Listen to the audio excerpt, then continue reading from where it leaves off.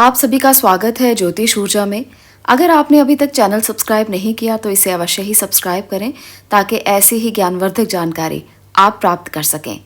भाद्रपद मास की पूर्णिमा तिथि पर पितृपक्ष आरंभ होते हैं, जो अश्विन मास की अमावस्या, जिसे हम पितृ अमावस्या, सर्वपितृ अमावस्या भी कहते हैं, उस दिन ये समाप्त होते हैं। इस बार पितृपक्ष 10 सितंबर से शुरू हो रहे हैं और 25 सितंबर तक इनका समापन होगा। ऐसा माना गया है कि मृत्यु के देवता यमराज इस समय पर यानी कि श्राद्ध पक्ष में पितरों को मुक्त करते हैं ताकि वे अपने परिजनों के यहाँ जाकर तर्पण ग्रहण कर सकें।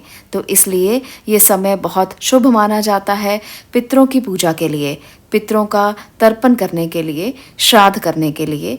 पितृ भाद्रपद पूर्णिमा पर पितृ धरती पर आते हैं और 16 दिन तक श्राद्ध, तर्पण, पिंडदान ग्रहण करके अमावस्या की रात्रि को वापस पितृलोक में चले जाते हैं। इसलिए ये 16 दिन का समय जो है वो पूरी तरह से पितरों को समर्पित कहा जाता है। 16 दिन में पितरों की आत्मा की शांति के लिए पिंडदान, श्राद्ध, तर्पण क्रम किए जाते हैं। पितरों के लिए श्रद्धा से बहुत कुछ समर्पित करके जो किया जाता है वो श्राद्ध कहलाता है। 16 दिन पितरों को प्रसन्न करने से पितरों की कृपा आप पर सदा के लिए होने लगती है। पितृपक्ष के दौरान कोई भी शुभ और मांगलिक कार्य नहीं किया जाता, ये आप सब लोग जानते हैं। अगर इन नियमों का पालन किया जाए जो आज मैं आपको बताऊंगी तो पितृदोष कभी भी नहीं लगता। आपकी जिंदगी में अगर किसी भी प्रकार की कठिनाई है, किसी भी प्रकार का तनाव है, चिंता है और आपको ऐसा लगता है कि कार्यों में सफलता नहीं मिलती, तो पितृपक्ष में आप ये उपाय कर सकते हैं जो मैं आपको बताऊंगी। इससे आपको कार्यों में भी सफलता मिलेगी, पितृ दोष भी समाप्त होगा और पितृ भी प्रसन्न होंगे। पितृपक्ष में पितरों के लिए भोजन निकाला जाता है जिसे ब्रह्म भोज भी कहा जाता है और पंचबली भी दी जाती है। शास्त्रों में कुछ ऐसी चीजें बताई गई हैं जिन्हें पितृपक्ष के दौरान बिल्कुल भी ब्राह्मणों को नहीं खिलाना चाहिए। जैसे कि आप सब लोग जानते हैं कि पितृपक्ष में ब्राह्मणों को भोग लगाना बहुत आवश्यक माना जाता है। ऐसा माना जाता है कि इससे पितरों की आत्मा को शांति मिलती है। लेकिन अगर हम इसमें कुछ गलतियां कर दें तो ऐसे में पितृ नाराज हो सकते हैं, वो हमको नुकसान दे सकते हैं। नुकसान की बात मैं यहाँ पर इसलिए कर रही हूँ क्योंकि जब हम गलती करते हैं तो जिस प्रकार से हमारे माता पिता हमें कुछ भी गलती की सज़ा देते हैं उसी प्रकार से पितृ भी दे सकते हैं। इसलिए इन गलतियों को करने से आपको बचना चाहिए। तो ऐसे में कौन सी ऐसी गलतियां हैं जो हमें पितृपक्ष में बिल्कुल भी नहीं करनी है, आज उसकी भी बात करेंगे। सबसे पहले तो बहुत से लोग ये बात मानते हैं कि वो कोई ऐसा भोजन ब्राह्मणों को करवाना चाहते हैं जो उनके पितरों को बहुत पसंद हो, पर ऐसा करना बिल्कुल भी ठीक नहीं है क्योंकि ब्राह्मणों को नॉनवेज नहीं खिलाया जाता। कई बार ऐसा होता है कि पितरों को नॉनवेज बहुत पसंद होता है, जिसकी वजह से लोग ये मानते हैं कि उनके पितरों को ये पसंद था तो वो ब्राह्मण भोज में भी इसको शामिल करते हैं। ये करना बहुत गलत है। इससे पितरों के आशीर्वाद का तो मुझे नहीं पता, पर ऐसे में ब्राह्मण भोज जो गलत तरीके से खिलाया गया हो उसका नुकसान भुगतना पड़ सकता है। और इसके साथ साथ इस गलती का एक और खामियाजा भुगतना पड़ सकता है, वो ये है कि अगर ऐसी गलती की जाए तो शास्त्रों के अनुसार पितृपक्ष में अगर प्याज, लहसुन और मीट और अंडे के बने हुए किसी भी सेवन को अगर आप ब्राह्मणों को खिलाते हैं तो ऐसे में आपका बहुत नुकसान हो सकता है। शास्त्रों के अनुसार भगवान विष्णु और माँ लक्ष्मी जी को पितृदेव कहा गया है। पितरों का भोजन, श्राद्ध, तर्पण, पिंडदान सबसे पहले भगवान विष्णु और माँ लक्ष्मी स्वीकार करते हैं। तो इसलिए ऐसे में भगवान विष्णु और माँ लक्ष्मी की पूजन में कभी भी मीट, लहसुन, प्याज, अंडा इसका इस्तेमाल नहीं किया जाता और ऐसे में आप भगवान विष्णु और लक्ष्मी की नाराज़गी को प्राप्त कर सकते हैं अगर आप इस प्रकार से करेंगे। तो इसलिए ऐसा बिल्कुल भी ना करें। कभी भी ये सोच करके पितरों को ये चीज़ें पसंद है आप पितृपक्ष में इनका प्रयोग ना करें। शराब का सेवन भी नहीं करना चाहिए। पितृपक्ष के दौरान बासी भोजन भी नहीं करना चाहिए और ना ही बासी भोजन किसी भी ब्राह्मण को कराना चाहिए, ना ही गाय को खिलाना चाहिए। ऐसा माना जाता है कि बासी भोजन अगर कराया जाए तो आपके पितृ आपसे नाराज हो जाते हैं और रोग के रूप में आपके द्वार पे आ जाते हैं, क्योंकि ऐसा मानते हैं कि बासी भोजन अगर पितरों को खिला दिया जाए तो पितृ दोष बन जाता है।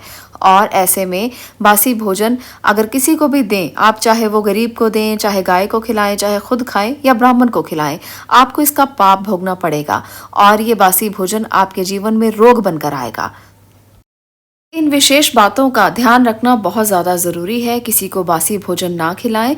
ऐसे में पितृपक्ष के दौरान एक और चीज़ जो वर्जित मानी जाती है वो है चने का सेवन करना। चने के सत्तू भी नहीं खाए जाते। चने के बेसन का इस्तेमाल किया जा सकता है सब्जी बनाकर, परंतु चने के सत्तू और चने का इस्तेमाल करना वर्जित माना गया है। पितृपक्ष में पितरों को भोजन बनाते समय पितरों के भोजन के लिए आप दाल, चावल और रोटी का इस्तेमाल ना करें, बल्कि पूरी, कचौड़ी और परोठों का इस्तेमाल किया जा सकता है। पितरों के भोजन में कच्ची चीज़ें, चावल, दाल और रोटी नहीं बनाई जाती। आप स्वयं भोजन में दाल, चावल, रोटी का सेवन कर सकते हैं, परंतु अगर आप ब्राह्मणों को ऐसा भोजन कराते हैं तो वो अच्छा नहीं माना जाता। ऐसे में मूंग और उड़द की दाल की कचौड़ी ये बनाया जा सकता है। पितृपक्ष में मसूर की दाल के अलावा काले नमक, काले जीरे का सेवन भी नहीं करना चाहिए और ना ही ब्राह्मण भोजन में इन चीज़ों को शामिल करना चाहिए। ऐसे में मूली, लौकी, खीरा और सरसों का साग भी ना खाया जाए और ना ही खिलाया जाए तो बेहतर है। श्राद्ध पक्ष में इन चीज़ों को खाना और खिलाना दोनों ही वर्जित है। श्राद्ध पक्ष के दौरान पितरों के नाम से नींबू नहीं डाला जाता, इसलिए किसी भी भोजन में नींबू का इस्तेमाल ना करें, क्योंकि नींबू से तांत्रिक क्रियाएं की जाती हैं। इसलिए माना जाता है कि नींबू किसी प्रकार से भी पितृपक्ष में इस्तेमाल ना किया जाए। दूध, दही और सफ़ेद चीज़ों का इस्तेमाल करना भी वर्जित माना जाता है। खास तौर पर गाय के दूध का सेवन करने से बचना चाहिए। ऐसा माना जाता है कि गाय जिसने भी इसी हाल में बच्चे को जन्म दिया हो तो आपको ऐसी गाय से दूध प्राप्त नहीं करना चाहिए। पितृपक्ष के दौरान खीर अवश्य बनाई जाती है। ब्राह्मणों को इसका भोजन ज़रूर लगाया जाता है। तो ऐसे में भैंस के दूध की खीर बनाई जा सकती है। आप इसका सेवन भी कर सकते हैं, परंतु सीधे दूध का सेवन ना करें, यानी कि आप खाली दूध ना पिएं। खीर बनाई जा सकती है। पितृपक्ष के दौरान कढ़ी बनाना और खाना भी वर्जित माना गया है। तो ये कुछ ऐसी बातें हैं जो पितृपक्ष के लिए बताई गई हैं कि क्या खाना चाहिए, क्या नहीं खाना चाहिए। परंतु अब मैं आपको वो भी बताऊंगी जो पितरों को बहुत पसंद होता है, वो है तिल। ऐसे में भोजन में तिल डाले जा सकते हैं। पितृपक्ष में जो पितरों का भोजन बनाया जाता है, ब्राह्मणों को जो भोजन कराया जाता है, या पंचबली जो लगाई जाती है, या किसी ज़रूरतमंद को भी अगर आप भोजन करा रहे हो तो ऐसे में काले तिल अवश्य डालें। थोड़े से काले तिल अगर आप भोजन में डाल देते हैं तो पितृ बहुत प्रसन्न होते हैं। इसके लिए एक मान्यता ये है कि अगर भोजन में काले तिल डाले जाएं तो भूत पिशाच से इस भोजन की रक्षा काले तिल कर देते हैं और भूत पिशाच निकट नहीं आ पाते और पितृ आराम से भोजन करके चले जाते हैं। तो इसलिए श्राद्ध पक्ष में ये खास वस्तु भोजन में डालना बिल्कुल ना भूलें। अगर आप पितरों की बहुत ज़्यादा आशीर्वाद प्राप्त करना चाहते हैं, अगर आप पितरों का बहुत ज़्यादा सुख प्राप्त करना चाहते हैं, पितृदोषों से मुक्ति चाहते हैं, तनाव से मुक्ति चाहते हैं और अपने जीवन को खुशनुमा करना चाहते हैं। आज के लिए इतना ही। मैं मिलती हूँ अगली वीडियो में अगले विषय के साथ। आपका इसे देखने के लिए बहुत बहुत धन्यवाद।